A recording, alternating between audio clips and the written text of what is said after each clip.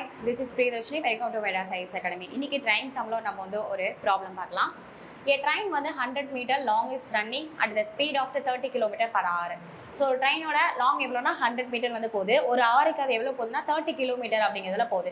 இந்த seconds in which will pass a man standing near the railway line. So அந்த பையன் திரும்பி railway லைனை ரீச் பண்ணுறதுக்கு எவ்வளோ நேரம் ஆகும் அந்த மாதிரி கேட்டிருக்காங்க. இந்த மாதிரி கொடுத்தாங்கன்னா நமக்கு ஃபஸ்ட்டு டைம் தான் கேட்குறாங்க. அப்போ ஃபார்முலா டிஸ்டன்ஸ் பை ஸ்பீடு அப்படிங்கிறதா ஃபார்முலா. டிஸ்டன்ஸ் எவ்வளோ இருக்குது? 100 மீட்டர்னு இருக்குது. ஸோ நமக்கு ஸ்பீடு எவ்வளோ இருக்குது? 13 இருக்குது. நமக்கு செகண்ட்ஸ்ன்னு கொடுத்துட்டாங்கனாலே நம்ம என்ன பண்ணணும்னா 5/18 அப்படிங்கிறது போடணும். இப்போ கேன்சல் பண்ணுறோம். 3 டேபிளில் 5 3 30, 6 3 18, 3 2 6, I 2 10. ஸோ 5 5 25 எப்படி வரும்? 100/25/3ன்னு வரும். ஸோ இந்த 3 அப்படியே இங்கே போயிடுச்சு அப்படின்னா 300/25ன்னு வரும். இது ரெண்டையும் கேன்சல் பண்ணோம் அப்படின்னா 12 அப்படிங்கிறது இந்த சம்முக்கான ஆன்சர். தேங்க்யூ.